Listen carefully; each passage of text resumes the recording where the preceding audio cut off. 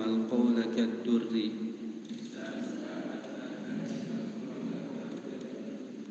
Nah, satu bait saya, sebentar kita lanjut lagi. Kata beliau rahimahullah, dan tipiskanlah dengan jelas huruf ro dan lam yang mesti dibaca tipis, maka lidahmu akan terbiasa dan ringan sehingga bacaanmu tersusun bagaikan mutiara. Tapi ini pembahasan ro dan lam. Nah, sebelumnya kita jelaskan bahwasanya huruf dilihat dari tebal tipisnya maka menjadi 3 bagian. Dilihat dari tebal tipisnya ada terbagi menjadi 3 bagian. Yang pertama yang selalu dibaca tebal dalam keadaan apapun juga, yaitu huruf-huruf isti'la. Huruf isti'la ada 7, yaitu shad, qad, ta, dha, qa, kha dan ghain. Dia fathah, kasrah, dhamma maupun sukun itu selalu dibaca tebal. Ya, selalu dibaca tebal. Nah, ini nanti kita tahqiq juga di qasidah kedua nanti. Qasidah Al-Khurasaniyah. Yang kedua ada yang selalu dibaca tipis. Selalu dibaca tipis. Namanya huruf istifal. Huruf istifal artinya huruf-huruf yang selain huruf isti'la di atas. Selain huruf isti'la di atas namanya huruf istifal. Taib dikatakan isti'la dia ya. Isti'la artinya terangkat. Apa yang terangkat? Yaitu pangkal lidah. Ketika pengucapan huruf isti'la itu pangkal lidah terangkat sehingga suara juga naik. Suara terangkat, mengeluarkan bunyi tebal. Beda dengan istifal artinya datar. Pangkal lidah itu datar sehingga suara yang mengalir juga itu datar sehingga keluar suara tipis. Yang ketiga ada yang terkadang tebal dan terkadang tipis. Terkadang tebal, terkadang tipis. Nah, ada 3 huruf. Yang pertama alif maddiyah. Alif maddiyah. Huruf mad, alif, bukan hamzah ya, tapi alif maddiyah. Nah, yang kedua huruf ro, terkadang tebal, terkadang tipis, dan lam, terkadang tebal, terkadang tipis. Alif maddiyah, nah, dia mengikuti tebal tipis huruf sebelumnya. Kalau sebelumnya huruf isti'la seperti di atas itu, so ketika di fathah. Kalau di fathah kan berarti bertemu dengan alif maddiyah. Maka alifnya dibaca tebal. So, do, to, lo, ya, ko, kho, wo. Jangan dibaca soa. Itu artinya alif maddiyahnya dibaca tipis. Soa. Ini tidak, alif maddiyah tetap tebal dia, mengikuti ketebalan huruf sebelumnya. Do tidak, tapi do tetap tebal dia. Iya. To jangan toa, lo jangan lo, syaitanir rajim salah. Walad dallin salah. Ihdinas sirata dan ihdinas sirata salah.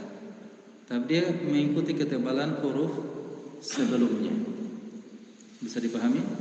Nah, sama dengan ketika tipis bertemu sebelumnya huruf tipis, maka dia ikutan tipis. Nah, jadi ini alif madiyah. Adapun ya madiyah dan waw madiyah selamanya dia dibaca tipis. Basir, sir, azim, zim. Para sebelum huruf tebal. Jan azim, zim tetap tebal. Salah. Ya madiyah, waw madiyah tetap dibaca tipis. Dia tidak mengikuti tebal tipis, apa dia tidak mengikuti ketebalan huruf sebelumnya. Nah, kemudian huruf ro, ini yang disebutkan dalam matan. Ro ditebalkan pada 8 keadaan. Lumayan banyak ini. Nah, yang pertama ketika dia fathah, ro. Yang kedua ketika dhammah, uru. Nah, yang ketiga sukun sebelumnya fathah, ar. Yang keempat sukun sebelumnya dhammah, ur. Yang ketiga, yang kelima sukun sebelumnya fathah. Nah, yang keenam sukun sebelumnya dhammah. Jadi kalau kita lihat ya, dari A sampai F ini berkaitan antara fathah dan dhammah dia. Iya. Yang kedelapan, ketujuh, yang ketujuh ini sukun setelahnya huruf isti'la. Jadi dia terbawa ya dengan ketebalan huruf setelahnya. Dan yang terakhir sukun sebelumnya kasroh palsu. Artinya ada hamzah wasal ya, sebelum itu ada hamzah wasal. Nah, kita lihat contohnya ya. Nah, kita baca. Ini yang di fathah dulu. Ar-Rahmanir Rahim. Jadi ra di sini dibaca tebal. Arro dan ar-Rahman. Jadi dijaga ketebalannya. Ya. Ar-Rahim dan ar-Rahim. Jangan dicampur tebal tipis, tapi dijaga ketebalannya. Kita ulang. Ar-Rahmanir Rahim. Sekarang yang contoh di dhammah. Isbiru wasabiru.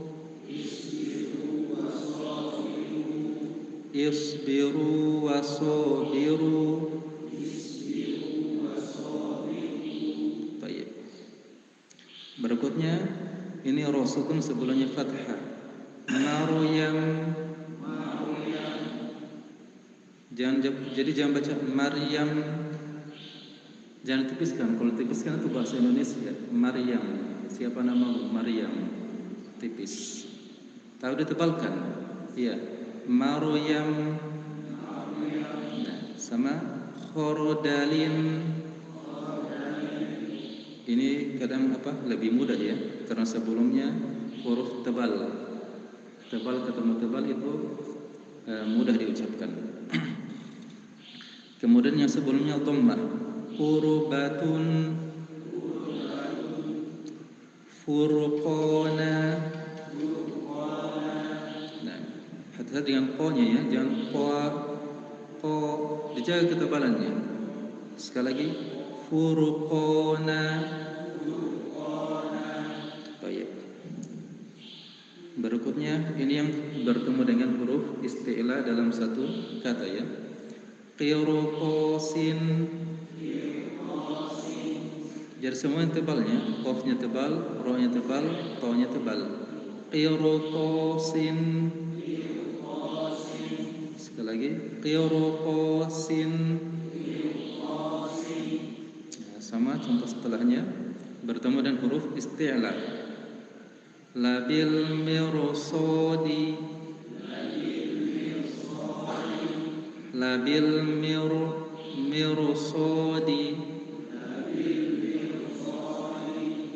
Nah, berikutnya ada hamzah wasal sebelumnya. Iya, hamzah wasal sebelumnya. Jadi kasroh ini mi itu namanya kasroh palsu. Asal harokatnya harokat aslinya adalah sukun. Ya, hanya bertemu dengan dua sukun, ya kan? Bertemu dua sukun, maka sukun pertama di kasroh. Makanya kasrohnya dibilang kasroh palsu. Nah, dan cirinya itu karena sebelum ra itu ada hamzah wasal, itu namanya hamzah wasal ya. Nah, hamzah yang diberi harokat hanya ketika dia tidak memulai bacaan. Adapun kalau di tengah kalimat, hamzahnya tidak diberi harokat. Kita baca. Amirtabu. Miru. Tebalkan sekali lagi. Amirtabu. Samain juga ya. Ra sukun sebelumnya ada hamzah wasal. Kalau seperti ini kan dibaca kasroh, ya kan? Dibaca irji'i. Oh, jadi kasih harokat jim nih ya, harokat kasroh. Nah sekali lagi irji'i. Berikutnya wal fajr. Nah ini sukun sebelumnya fathah. Nah, rohnya disukun. Ini biasanya ketika waqaf. Jadi lihat harokat sebelumnya. Sukun, sebelum sukun apa? Fathah. Berarti rohnya tebal. Ya, sekali lagi wal fajr. Jim tipis ya, huruf tipis dia. Fajr, kemudian rohnya ditebalkan. Jangan ikutan tipis. Wal fajr tipis. Jadi ketika membunyikan roh yang disukun, ketika waqaf dibaca tebal. Sekali lagi wal fajr. Jangan juga dihilangkan rohnya. Wal fajr. Ya, ini waqaf dengan roh. Munculkan rohnya dan tebalkan. Sekali lagi wal fajr. Jadi kalau pelan-pelan wal fajr j. Jadi latihannya seperti itu. Kalau sudah lancar wal fajr j. Langsung disambung wal fajr. Samain juga surat Al-Asr ini ya. Sebelumnya dhammah dia. La fi khusr. Sinnya jangan ikutan tebal. Sebelumnya dhammah. Sin huruf tipis. Jadi bibir diirja. Khus. Ya, diirja. La fi khus. Setelah itu ra tebal.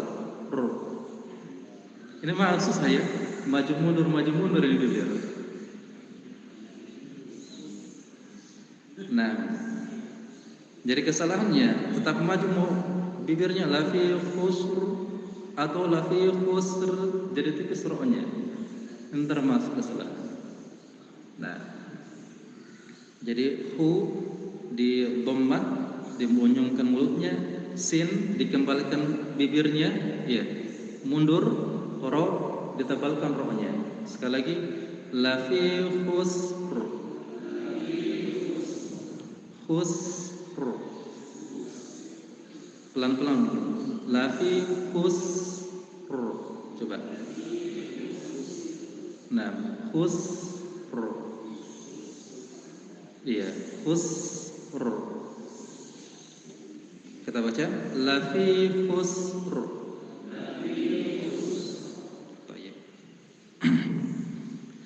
Lanjut, roh ditipiskan pada 5 keadaan. Nah, yang pertama di kasroh, yang kedua sukun sebelumnya kasroh, 3 sukun sebelumnya kasroh. Ini rata-rata ketika waqaf ini, biasanya ketika waqaf sukun sebelumnya kasroh. Yang keempat sukun sebelumnya ya sukun. Ya sukun kan temannya kasroh dia. Dan terakhir ketika imalah. Imalah itu bunyi e yang ditipiskan. Kita baca yang kasroh dulu. Ribe. Jangan urib. Ri. Diturunkan rahimnya. Ri. Ribe. Berikutnya fariqan. Ri turunkan rahimnya ya. Kasroh itu dengan menurunkan raham. Fariqan. Karimun. Fir'auna. Ini dia ya. Sebelum sukun sebelumnya kasroh. Jadi bibir jangan bergerak. Kapan bergerak sedikit jadi tebal nanti. Fir tebal. Fir fir. Ya, sekali lagi fir'auna. Sekali lagi fir'auna. Nah, dia sukun sebelumnya kasroh. Rata-rata ketika waqaf ini ya. Hijr, bibir jangan goyang. Hijr, hijr. Kapan goyang sedikit jadi tebal antara O-nya. Hijr, hijr, tebal. Jadi jangan goyang bibirnya, tetap turunkan rahang. Hijr, hijr. Sama contoh setelahnya sihr, sihr. Bibir jangan goyang. Kapan goyang tebal. Sihr, sihr, tebal. Jadi jangan goyang bibir. Sihr, sihr, tetap turunkan rahangnya. Berikutnya kabir, sama ini ya. Kabir, basir. Ini tadi kita katakannya ya sukun sebelum huruf isti'la, ya madiyah sebelum huruf isti'la, tetap tipis dia. Jangan ikut tebal. Basir, sir, jangan. Jadi shotnya saja yang tebal. Ya sukunnya, ya madiyahnya tetap ditipiskan. Diulang. Basir, ir, basir, khair, khair. Berikutnya ini apa namanya, imalah ya. Majreha, re diturunkan juga rahangnya ya, seperti bilang kasroh. Majreha,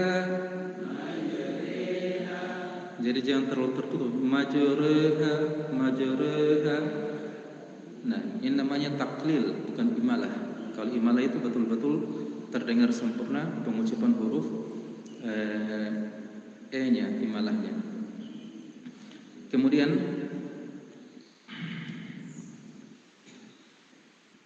huruf lam. Lam ditebalkan dalam satu keadaan saja, yaitu pada lafaz Allah yang sebelumnya fathah atau dhammah. Lam. Nah, jadi dalam kalimat dan kata apa pada lafaz Allah saja. Kita baca sallallahu. Shalla, la pertama tipis dia. Nanti lam pada Allah baru dibaca tebal. Jangan dua-duanya tebal. Sallallahu, karena sebelumnya shad tebal, Allah tebal, akhirnya lam juga ikutan tebal. Tidak. Shalla, la diingat fathah itu dengan membuka rahang. Shalla, shalla. Ya, sekali lagi kita baca sallallahu. Sekali lagi sallallahu. Innallaha, Rasulullahi. Ini agak mudah ya. Rasulullahi, Kitabullahi, Kitabullahi. Baik, itu yang banyak-banyak terjadi kesalahan ketika itu ya, bertemu lam tipis dengan lam Allah yang ditebalkan. Nah, selainnya maka lam dibaca tipis, dibaca tipis. Kita baca alladzina, la'alli, al-lu'lu'u, lahiyatan, alimun, maluman, lahum, lillahi. Dia lafaz Allah sebelumnya kasroh dibaca tipis dia. Apakah sebelumnya huruf tipis ataupun huruf isti'la, tetap lafaz Allah dibaca tipis kalau sebelumnya kasroh. Sama bismillahi, millahi, jangan bismillahi, jangan ditebalkan, tapi tipis. Qulillahumma, lillahumma, qulillahumma. Rasuluhum alfafan Ilyasa ulku. Nah, hati-hati, lam sukun sebelumnya dhammah. Setiap huruf sukun sebelumnya dhammah jangan ikutan monyong. Kembalikan ke keadaan aslinya. Kalau di huruf tipis ya diirja bibirnya. Ulku. Hati, jangan ulku. Jangan terus monyong. Irja. Ulku.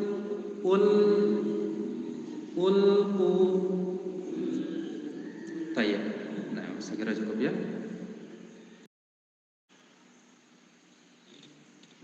Kita lanjut bait berikutnya, huruf ain dan ha. Kata beliau rahimahullah, wa an'im bayanal aini wal ha'i kullama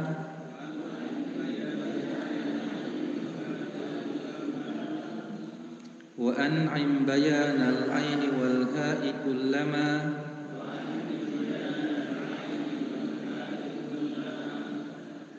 darasta wa kun fid darsi mu'tadilal amri.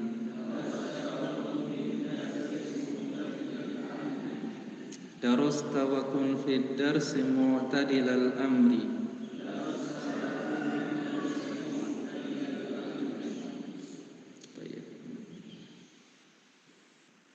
Jelaskanlah suara huruf ain dan ha setiap kali engkau belajar, serta jadilah orang yang adil, tidak melampaui batas dalam belajar. Nah, ini dia huruf ain dan ha. Ini yang bukan cuma orang Indonesia yang kesulitannya, termasuk orang-orang di Timur Tengah sana, karena itu bukan hurufnya mereka, banyak kesulitan mengucapkan huruf ain dan ha. Ain dan ha ini makhrajnya di tenggorokan bagian tengah. Iya, bukan bawah ya, tapi tengah dia. Ain dan ha. Yang di bawah itu hamzah dan ha. Hamzah dan ha. Ha itu bagian bawah, sejajar dengan jakun. Adapun ain dan ha, ain ha ini di tengah tenggorokan dia. Nah, jadilah orang yang adil, tidak melampaui batas. Iya. Ini memang agak susah ya. Kadang jarang yang dapat 1 minggu 2 minggu baru benar hurufnya. Kadang sampai berbulan-bulan kadang. Nah, labas. Nah, kita baca contohnya, tidak apa-apa. Nah, kita baca dulu wazannya. Ain dulu, baru Aiuba,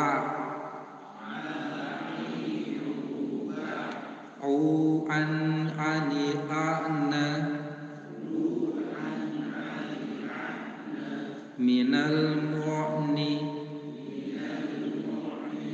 ma'i an ani a. Nah, labas. Kita baca ahadu, aidan, uqiba,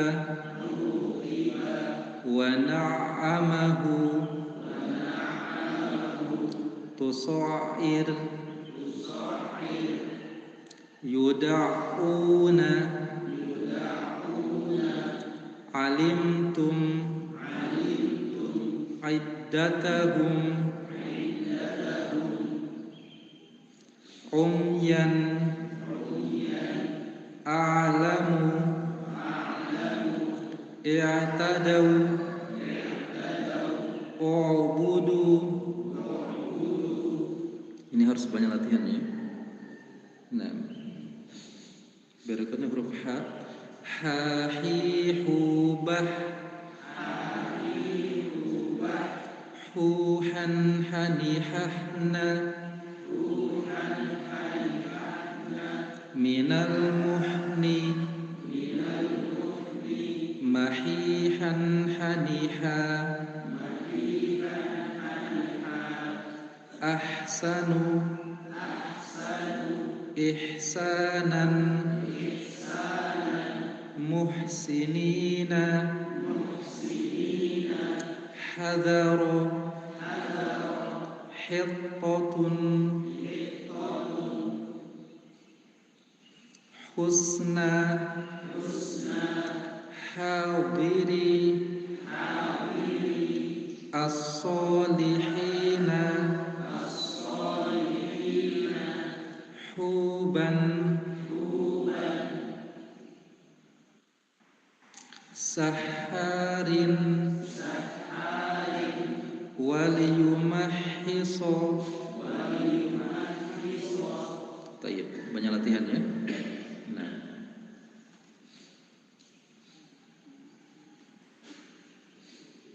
tayyib, berikutnya bait ke-39. Ini tentang waqaf dan ibtida. Kita baca, waqif 'inda itmamil kalami muwafiqan.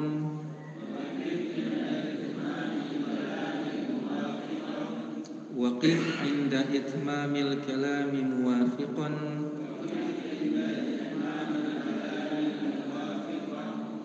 Limushafina al-matluwi fil barri wal bahri.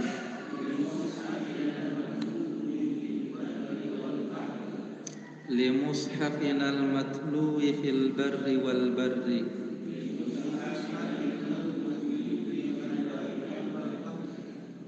Tayyib.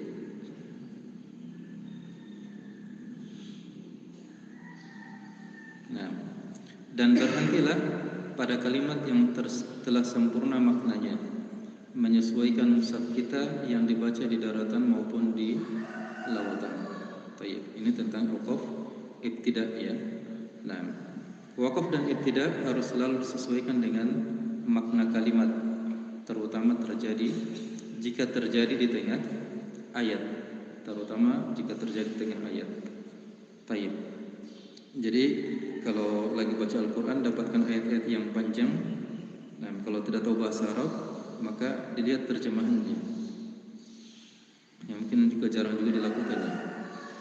Nah, karena butuh waktu. Tapi kalau mau benar, mau bagus bacaannya, nah itu memang harus disesuaikan dengan makna kalimat. Alhamdulillah ya, sebagian Al-Quran sudah punya waqaf kecil di tengah kalimat.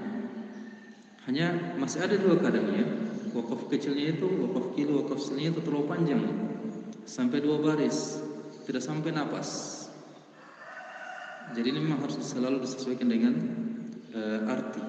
Begitu pula ketika kita ibtida, kita mulai dari mana?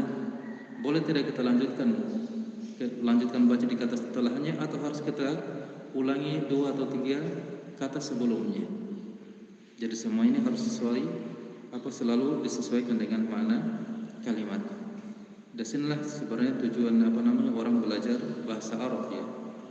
Jadi ketika antum belajar bahasa Arab, meniatkan betul supaya antum bisa pahami Al-Quran dan Sunnah, ilmu syariat.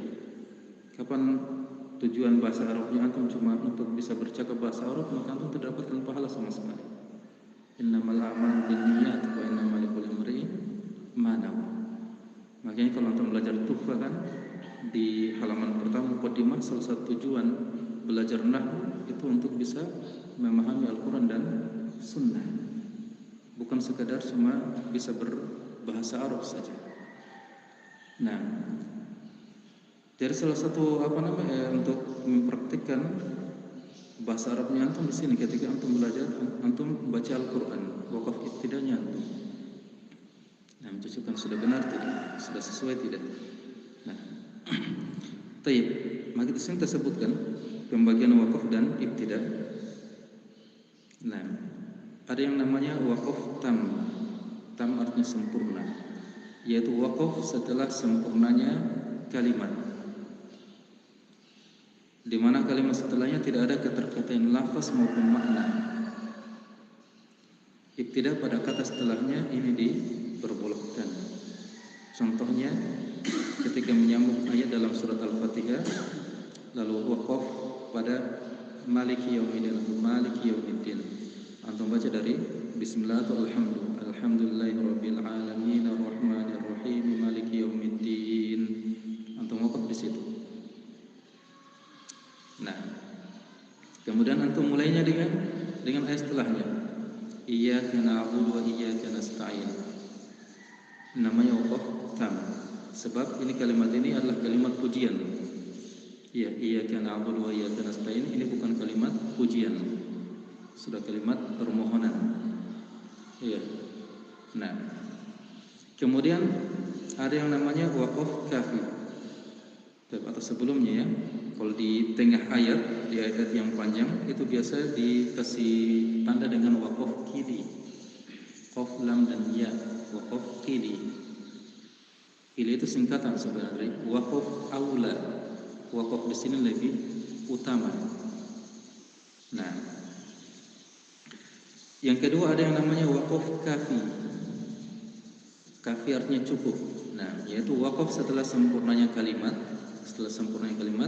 tapi kalimat setelahnya masih ada keterkaitan. Ibtida pada kata setelahnya juga diperbolehkan. Sampai Al-Fatihah yang tadi ya. Alhamdulillahirabbil alamin arrahmanir rahim maliki yaumiddin. Tiga kalimat ini kan masih punya keterkaitan. Antum nyambung. Alhamdulillahirabbil alamin arrahmanir rahim. Waqaf di situ namanya waqaf kafi.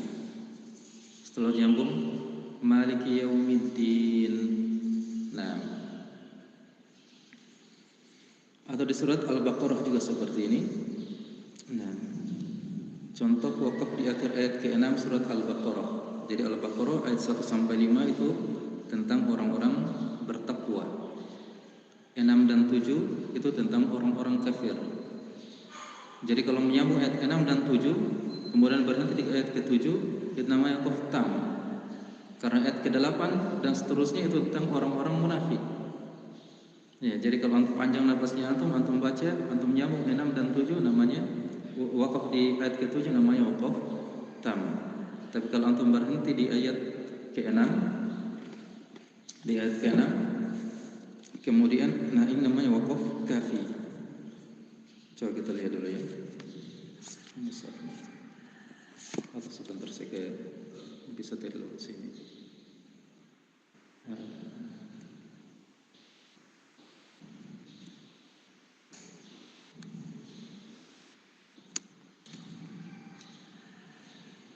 Kelihatan di layar.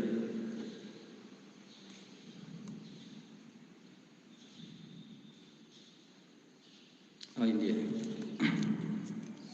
Innal ladzina kafaru sawa'un 'alaihim a anzartahum am lam tunzirhum la yu'minun. Khatamallahu 'ala qulubihim wa 'ala sam'ihim. Ada waqaf sili. Nah.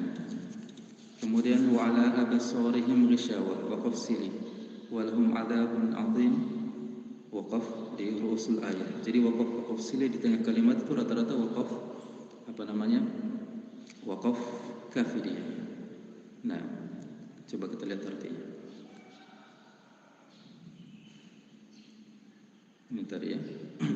Khatamallahu ala qulubihim wa ala sam'ihim. Allah telah mengunci hati dan pendengaran mereka. Penglihatan mereka telah ditutup dan mereka akan dapat azab yang berat. Jadi kalau dalam bahasa Indonesia dikasih tanda koma dia. Itu namanya waqaf kafi. Iya. Nah, antum berhenti di pendengaran mereka, berhenti, kemudian lanjut lagi penglihatan mereka telah ditutup. Wa 'ala absarihim ghishawah. Kemudian antum berhenti, kemudian lanjut lagi walahum 'adzabun 'adzim. Namanya waqaf kafi. Antum kalau panjang nafasnya antum tidak usah berhenti. Sambung saya sampai akhir ayat. Nah, sama kalau ibtida'nya ya. Jadi kalau antum ibtida' jangan ibtida' di tengah-tengah ya. Khatamallahu ala qulubihim wa ala sam'ihim wa ala absarihim Antum mulai sam'ihim wa ala abasarihim ghishawah, mulai sam'ihim, ini tidak cocok. Iya. Dan pendengaran mereka, penglihatan mereka telah ditutup. Ini kan tidak cocok artinya. Iya. Nah, wa ala abasarihim ghishawatu wa lahum, antum berhenti di situ, kan tidak cocok.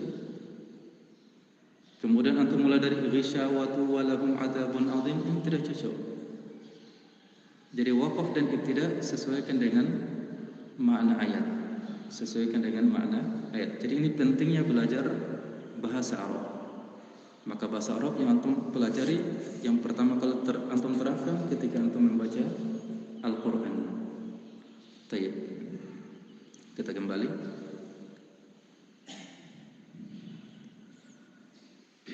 Ada yang namanya waqaf hasan, yaitu setelah sempurnanya kalimat, di mana kalimat setelahnya masih ada keterkaitan lafaz, Nah, jadi bukan cuma makna ya, tapi lafaz dia berkaitan dengan lafaz. Nah, artinya kalian ibtida pada kata setelahnya tidak boleh, harus diulang dari kata yang menyempurnakan makna kalimat, kecuali jika waqafnya di akhir ayat baru boleh. Contohnya antum sambung Bismillahirrahmanirrahim, alhamdulillah. Bismillahirrahmanirrahim, alhamdulillah.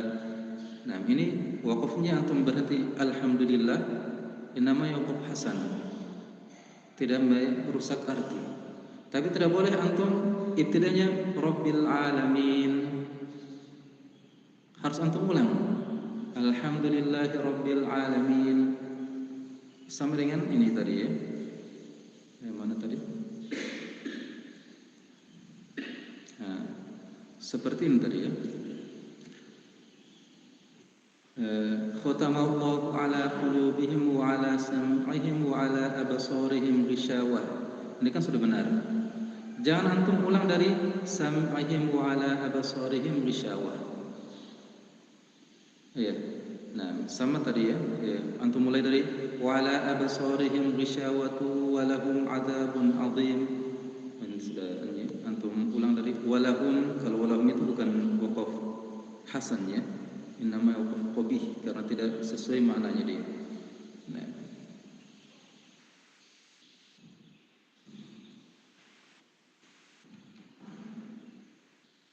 Coba kita cari yang pas. Yukhadi'una Allah walladzina amanu wa ma yakhda'una illa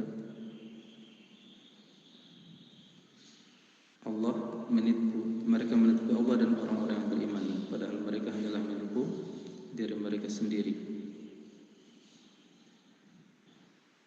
Nah, illa anfusahum, antum berhenti di illa anfusahum, innama yaqub hasan. Sebab kata wa ma yashurun ini masih ada keterkaitan lafaz dengan kalimat sebelumnya.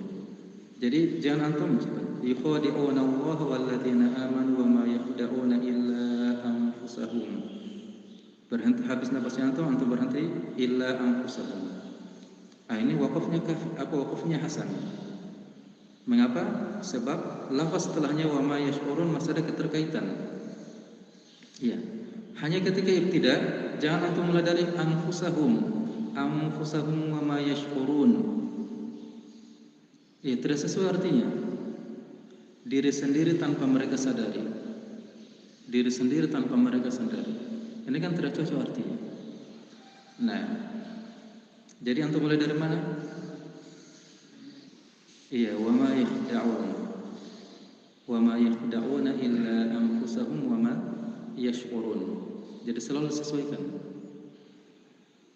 Faham di sini? Baik.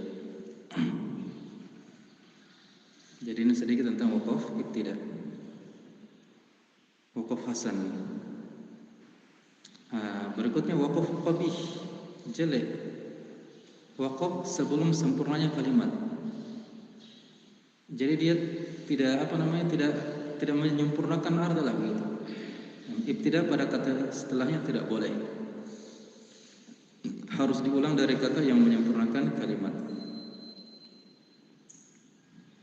Waqaf qabih. Nah, waqaf qabih ini biasa diperbolehkan hanya ketika darurat saja, habis nafas. Habis napasnya antum ya mau tidak mau berhenti di situ. Makanya dikatakan juga dengan wakaf darurat dia. Wakaf qabih ini darurat, kehabisan napas. Tapi memulainya antum harus lihat di mana kira-kira saya mulai. Kalau antum kebingungan, lihat terjemahan Al-Qur'an. Iya, di mana pasnya? Di mana tanda koma terakhir ini? Mulai dari setelah tanda koma seperti tadi kan, wa ma yakhda'una illa anfusahum. Sebelumnya ada tanda koma. Baik, jadi ini tentang wakaf ibtida. Kita lanjut bait ke-40. Kita baca. Wala tudghimannal mima in ji'ta ba'daha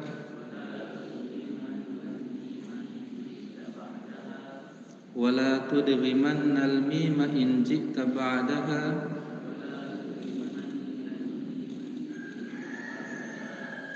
biharfin siwaha wal qablil waqbal ya.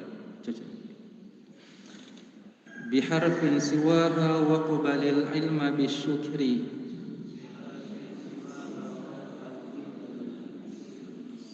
biharfi siwaha wa qabalil ilma bisyukri.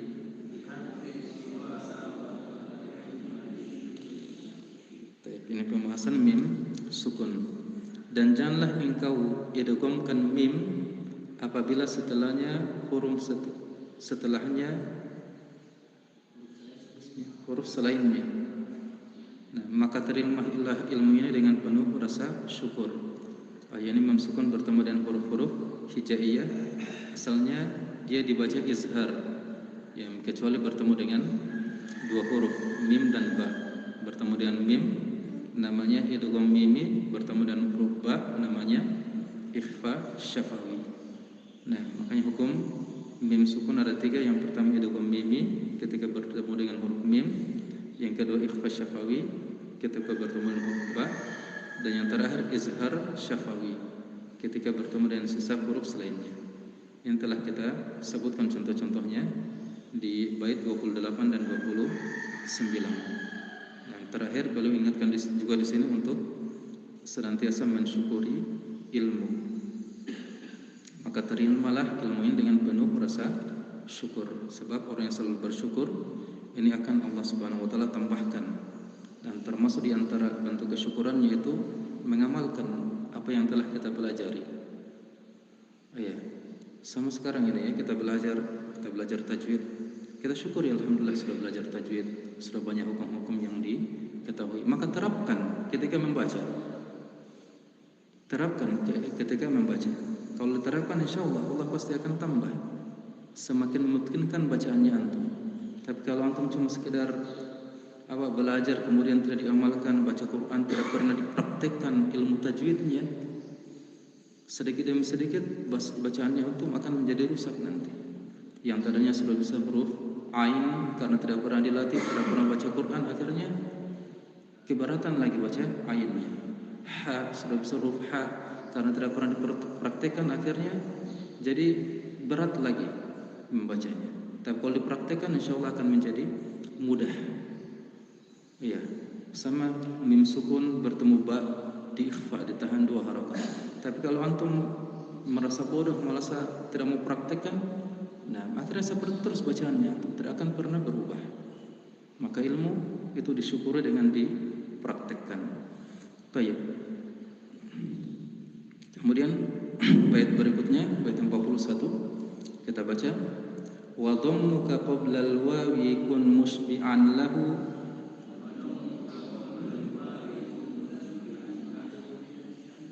wa dhammuka qabla al-wawi kun musbi'an lahu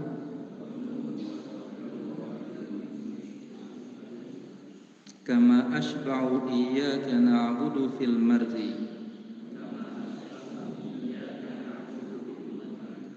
kama ashba'u iyyaka na'budu fil marri.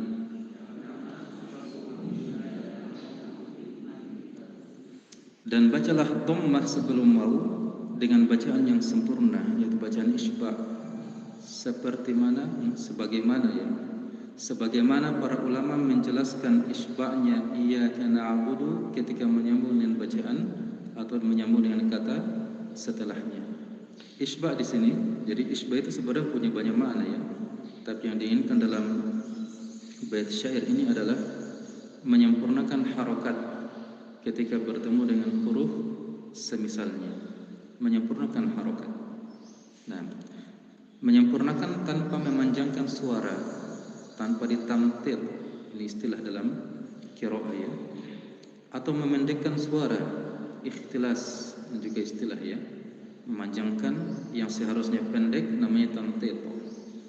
Memendekkan yang seharusnya panjang namanya ikhtilas. Nah, seperti dhammah ketika bertemu waw. Seperti kata iyyaka na'budu, buduwa, itu kan bertemu wa. Kita baca iyyaka na'budu wa iyyaka nasta'in.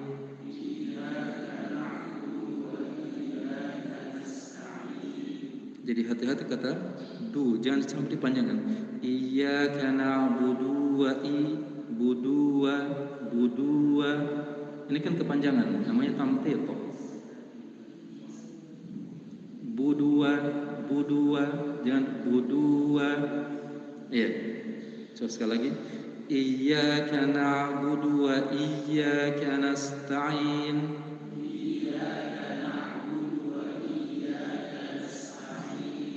Na'budu wa coba.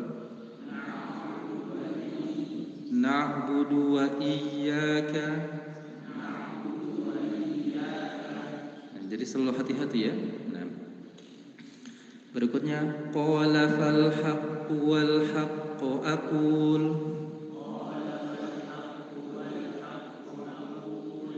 Kita besarkan dulu. Nah, wal haqqu. Qala fal haqqu wal haqqu. Jadi langsung masuk ke waw, jangan dipanjangkan. Qala fal haqqu wal haqqu, fal haqqu wal haqqu, namanya tamthil. Nah, kemudian kasroh bertemu ya. Kasroh bertemu ya, jangan sampai kepanjangan. Tapi dia langsung masuk ya di huruf ya. Kita baca lakum dinukum waliyadin. Waliyadin, dan waliyadin, waliyadin. Enak memang ya, waliyadin itu memang enak, tapi salah. Baik, lanjut. Wa yaumal qiyamati yuradduna.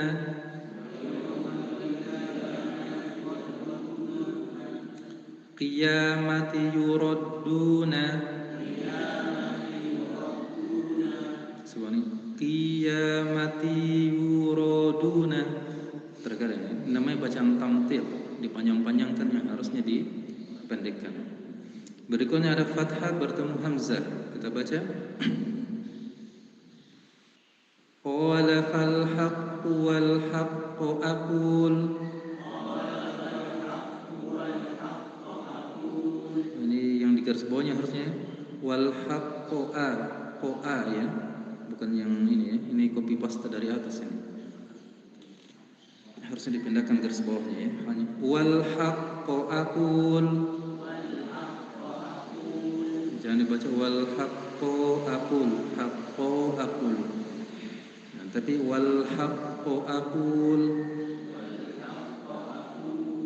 Berikutnya yunfiquna amwalahum.